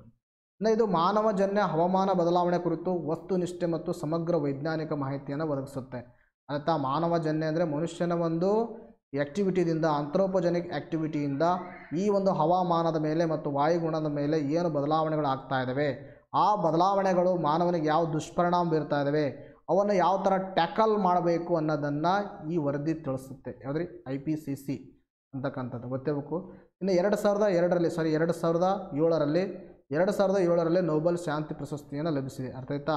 ಇದು ನೋಬೆಲ್ ಶಾಂತಿ ಪ್ರಶಸ್ತಿಯನ್ನು 2007ರಲ್ಲಿ ಪಡೆದುಕೊಂಡಿದೆ. ಯಾವುದು? IPCC ಅಂತಕ್ಕಂಥದ್ದು inter governmental panel on climate change. ಇನ್ನು ನೆಕ್ಸ್ಟ್ ಒಂದು ಹೇಳಿದೆ ನೋಡ್ರಿ, ಮೊದಲನೇ ಪ್ರಶ್ನೆ, ಇತ್ತೀಚೆಗೆ ಬ್ರಿಟನ್ನಲ್ಲಿ ಕಂಡುಬಂದ ಕೋವಿಡ್ನ ತಳಿ ಯಾವುದಂದರೆ XE ಅಂತಕ್ಕಂಥದ್ದು ಒಮಿಕ್ರಾನ್ ರೂಪಾಂತರಿಗಳಾದ BA.1 BA.2 ತಳಿಯ ಸಂಗಮವಾಗಿದೆ. Very important. ಅರ್ಥ ಆಯ್ತಾ? BA.1 BA.2 ಎರಡೂ ಮಿಕ್ಸ್ ಆಗಿರ್ತಕ್ಕಂಥ ಸ್ಥಳಿ XE ಅಂತಕ್ಕಂಥದ್ದು. ಇನ್ನು ಇತ್ತೀಚೆಗೆ ಸಾರ್ವಜನಿಕ ತುರ್ತು ಪರಿಸ್ಥಿತಿ ಘೋಷಿಸಿದ ದೇಶ ಯಾವುದಂದರೆ ಶ್ರೀಲಂಕಾ. Very important. ಅರ್ಥ ಆಯ್ತಾ? ಆರ್ಥಿಕ ಪರಿಸ್ಥಿತಿ ಆಯಿತು, ಆರ್ಥಿಕ ಒಂದು ತುರ್ತು ಪರಿಸ್ಥಿತಿ ಆಯಿತು. ಈಗ ಸಾರ್ವಜನಿಕ ತುರ್ತು ಪರಿಸ್ಥಿತಿ ಘೋಷಿಸಿದ ರಾಷ್ಟ್ರ ಅಂದರೆ ಶ್ರೀಲಂಕಾ. ಇನ್ನು ಗಣಿ ಜಾಗೃತಿಗಾಗಿ ಅಂತಾರಾಷ್ಟ್ರೀಯ ದಿನವನ್ನು ಯಾವಾಗ ಆಚರಿಸಲಾಗುತ್ತಂದರೆ ಏಪ್ರಿಲ್ 4ರಂದು. ಇನ್ನು ಇತ್ತೀಚೆಗೆ ಯಾವ ಕಂಪನಿಯು ತನ್ನ ಸೇವಾ ಕೇಂದ್ರಗಳನ್ನು ರಷ್ಯಾದಿಂದ ಸ್ಥಳಾಂತರಿಸಿದೆ ಅಂದರೆ ದ್ಯಾಟ್ ಈಸ್ ಇನ್ಫೋಸಿಸ್.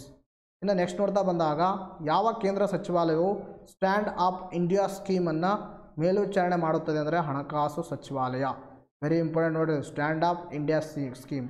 ನಿಮಗೆ ಇನ್ನೊಂದು ನಾನು ಏನು ಒಂದು ಸ್ಪಷ್ಟತೆ ಪಡಿಸ್ತೀನಿ ಅಂದರೆ ಕೆಲವೊಂದು ನಿಮಗಿಲ್ಲಿ ಕೊಟ್ಟಿರ್ತಕ್ಕಂಥ ಒನ್ ಲೈನರ್ಸ್ಗಳನ್ನು ನಮ್ಮ ಒಂದು ಮ್ಯಾಗ್ಝಿನಲ್ಲಿ ನಾವು ಇವುಗಳನ್ನು ಕವರ್ ಮಾಡ್ತೀವಿ, ಭಾಳ ಬ್ಯೂಟಿಫುಲ್ಲಾಗಿ ಕವರ್ ಮಾಡ್ತೀವಿ. You don't worry. ಇನ್ನು ನೆಕ್ಸ್ಟು, ಭಾರತ ಯಾವ ರಾಜ್ಯದಲ್ಲಿ ಗಂಗಾವರ ಹಬ್ಬವನ್ನು ಪ್ರಮುಖವಾಗಿ ಆಚರಿಸಲಾಗುತ್ತದೆ ಅಂತಕ್ಕಂಥ ಕೇಳಿದಾಗ ರಾಜಸ್ಥಾನದಲ್ಲಿ ಗಂಗೌರ್ ಅಂತಕ್ಕಂಥದ್ದು. ಭಾರತ ಹೊಸ ವಿದೇಶಾಂಗ ಕಾರ್ಯದರ್ಶಿಯಾಗಿ ಯಾರು ನೇಮಕಗೊಂಡಿದ್ದಾರೆ ಅಂದರೆ ವೆರಿ ಇಂಪಾರ್ಟೆಂಟು, ವಿನಯ್ ಮೋಹರ್ ಕ್ವಾತ್ರ ಅಂತಕ್ಕಂಥವ್ರು. ಇನ್ನು ರಾಜ್ಯ ಜೀವ ವೈವಿಧ್ಯತೆ ಕಾರ್ಯತಂತ್ರ ಮತ್ತು ಕ್ರಿಯಾ ಯೋಜನೆ ಅನ್ನು ಅಭಿವೃದ್ಧಿಪಡಿಸಲು WWF ಭಾರತದೊಂದಿಗೆ ಯಾವ ಭಾರತೀಯ ರಾಜ್ಯವು ಒಪ್ಪಂದ ಸಹಿ ಹಾಕಿದೆ ಅಂದರೆ that is Arunachal Pradesh is the right answer.